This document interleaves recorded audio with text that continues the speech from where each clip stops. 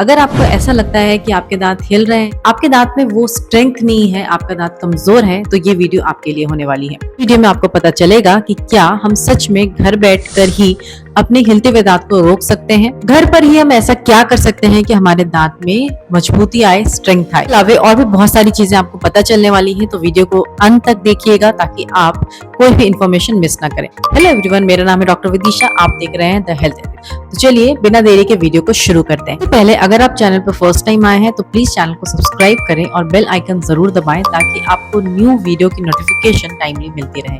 Friends, ये सवाल बहुत ही कॉमन है और बहुत सारे लोगों के शायद ये क्वेश्चंस होंगे, तो प्लीज वीडियो को ध्यान से देखिएगा।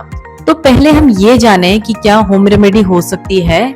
उससे पहले हमें ये समझना जरूरी होगा कि हमारा दांत हिलता क्यों है, आपके दांत में आपको मूवमेंट क्यों फील होती है। जैसे जैसे आपकी एज होती जाती है तो आपके दांत का जो स्ट्रेंथ होता है वो नेचुरल वे में ही वीक होने लग जाता है। आपका जो बोन लेवल होता है, जो हड्डी का लेवल होता है, वो कम होने लग जाता है। आपका दांत एक नेचुरल तरीके से हिलता है, वो फिजियोलॉजिकल मोबिलिटी होती है। वो एक एज के बाद अगर होता है तो ठीक है, बट आजकल यंग जनरेशन्स में भी या फिर ये कहूँ मिडिल एज लोगों में भी ऐसी प्रॉब्लम होती है कि उनको लगता है कि उनके दांत हिल रहे हैं। तो इसके क्या क्या कारण हो सकते हैं। सबसे पहला कारण होता है वो होता है गम डिजीज या फिर पायरिया।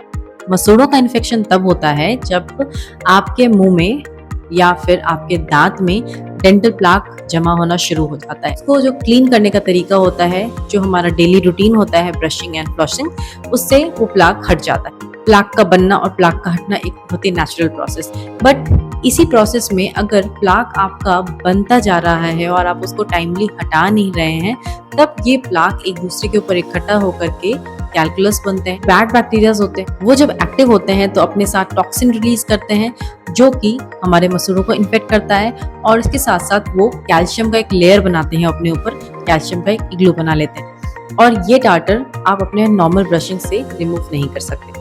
और जब ये टार्टर आपके दांत पे जमता है तो इसके अंदर जो एनारोबिक बैक्टीरियाज होते हैं वो बहुत ही सीवियर टॉक्सिन रिलीज करते हैं, और वो टॉक्सिन आपके मसूड़ों को बुरी तरह से इन्फेक्ट करता है। मसूड़ों में सूजन आता है, मसूड़ों से ब्लीडिंग होने लग जाती है, और उसके बाद धीरे धीरे जो आपका बोन है जिसने आपके दांत को अच्छे से पकड़ के रखा है, वो बोन अपनी जगह छोड़ने लग जाता है। वो बोन डिस्ट्रक्ट होने लग जाता है और खत्म होने लग जाता है, और इसकी वजह से आपका जो हड्डी का लेवल होता है आपके दांत के ऊपर, वो धीरे धीरे नीचे होने लग जाता है, और इससे आपके हिलने लग जाते हैं, और इस सीवियर डिजीज को पायरिया बोलते हैं या फिर पेरिडोंटाइटिस बोलते हैं। तो ये तो एक कारण हो गया आपके दांत के हिलने का। दूसरा कारण हो सकता है कि हो सकता है आपको कहीं चोट लगी हो, किसी तरह से एक्सीडेंट हुआ है, उसकी वजह से भी आपका कोई एक दांत हिल सकता है। फिर आपने कोई ऑर्थोडोंटिक ट्रीटमेंट लिया हो, ऑर्थोडोंटिक ट्रीटमेंट में भी आपके दांत को नेचुरली अपनी जगह से उसे करेक्ट पोजीशन पे लाया जाता है, तो उसमें भी थोड़ा थोड़ा बोन लॉस होने का चांस होता है। तो उस केस में भी आपको अपने मुंह का अच्छे से ध्यान रखना है, दांतों का अच्छे से ध्यान रखना है। अगर आपने अच्छे से नहीं ध्यान दिया या फिर आपके डेंटिस्ट ने उस तरह से आपका दांत का ऑर्थोडोंटिक ट्रीटमेंट अच्छा नहीं किया, मेरा मतलब है तार वाले ट्रीटमेंट को अच्छे से नहीं किया, तो उस केस में भी आपके दांत में थोड़ा सा मोबिलिटी आ सकता है। इसके अलावा कोई भी सिस्टमिक डिजीज अगर है, सपोज डायबिटीज की बात कर लूँ या फिर मैं थायराइड प्रॉब्लम की बात कर लूँ, उस केस में भी आपका दांत हिल सकता है। इसके अलावा हो सकता है आपके बॉडी में विटामिन डी और कैल्शियम की कमी है, और इन केसेस में भी आपके दांत में कमजोरी आ सकती है। तो अगर आपके यंग एज में ही आपका दांत हिल रहा है, आपके दांत में मोबिलिटी, तो इसका मतलब ये समझ लीजिए आगे चल के आपका दांत रहने वाला नहीं है।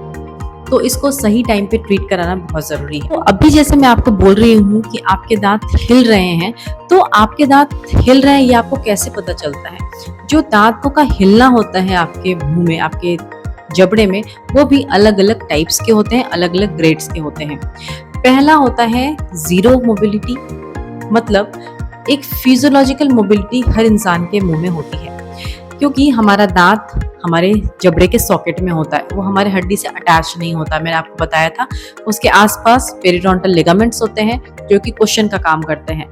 तो एक तरह की फिजियोलॉजिकल मोबिलिटी आपके दांत में रहती है जो आपको ऐसे पता नहीं चलता। अगर आप फिंगर से अपने दांत को हिलाकर देख रहे हैं तो आपको ये चीज नहीं पता चलेगी कि आपका दांत हिल रहा है या नहीं हिल रहा। फिर आता है नेक्स्ट स्टेज, अगर आपके दांत में हल्की फुल्की प्रॉब्लम है, आपके मसूड़ों में हल्की फुल्की प्रॉब्लम है, किसी तरह का आपने ऑर्थोडोंटिक ट्रीटमेंट लिया है, कभी चोट लगा हो, वो लेवल का पेरिडोंटल इन्फेक्शन है, उसमें ग्रेड 1 मोबिलिटी होता है। इन जनरल ग्रेड 1 मोबिलिटी भी आपको पता नहीं चलेगा। आपको पता तब चलता है जब आपके माउथ में मोबिलिटी ग्रेड 2 या ग्रेड 3 पहुंच जाती है। जब सीवियर पेरिडोंटल इन्फेक्शन होता है, एविडेंटली दिखने लगते हैं कि आपके दांत हिल रहे हैं, उसको हम ग्रेड 2 मोबिलिटी बोलते हैं।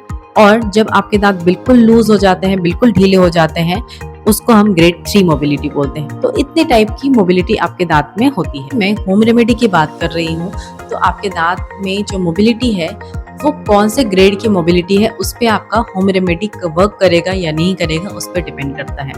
अगर ग्रेड 1 मोबिलिटी है या फिर ग्रेड 2 मोबिलिटी है, तो आप सही टाइम पे अगर होम रेमेडी स्टार्ट कर देते हैं तो इससे आपके दांत में जो मोबिलिटी है वो काफी कम हो जाती है। और अगर ग्रेड 1 है तो वो खत्म भी हो जाती है। अगर आपकी मोबिलिटी का ग्रेड 2 से ग्रेड 3 है, तो ये जो होम रेमेडी है ये उतना ज्यादा वर्क नहीं करेगा, ये आपको पता होना चाहिए। क्योंकि बिल्कुल हिलते हुए दांत को आप वो मजबूती किसी भी होम रेमेडी से नहीं दे सकते।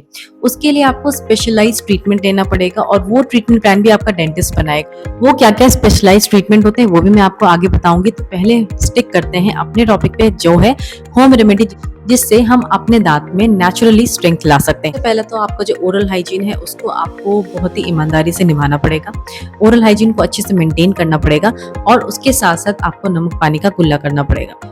नमक पानी का कुल्ला कैसे करना है? पहले 1 गिलास वाटर बॉईल करना है, उसको थोड़ा ठंडा होने के लिए छोड़ देना है। पानी उतना गर्म रहना चाहिए जितने तक आपका उंगली उसमें जा सके। उस 1 गिलास गुनगुने पानी में आप 1 चम्मच नमक डालें। एक नेचुरल माउथ वॉश जिसके अंदर एंटीबैक्टीरियल और एंटी इंफ्लेमेटरी कैपेसिटी होती है, वो माउथ वॉश आप घर बैठे तैयार कर सकते हैं। 2 या 3 बार आपको कुल्ला करना है। रात के टाइम कुल्ला करना इज मैंडेटरी। अगर आपके दांत का हिलने का प्रोसेस स्टॉप नहीं हो, कम से कम इतना होगा कि आपका दांत का जो ये डिजीज है वो आगे प्रोग्रेस नहीं होगा, वो वहां तक ही रुक जाएगा। इसके अलावा आप 1 चम्मच नमक और उसमें थोड़ा सा तेल डाल करके पेस्ट बना सकते हैं, और उस पेस्ट से अपने मुंह पे मसाज कर सकते हैं। जब आप अपने मुंह में मसूड़ों में मसाज करेंगे, तो आपका जो मसूड़ा है उसमें जो ब्लड वेसल्स होती है वो ग्रो करेगी और आपके मसूड़ों के हेल्थ को इम्प्रूव करेगी।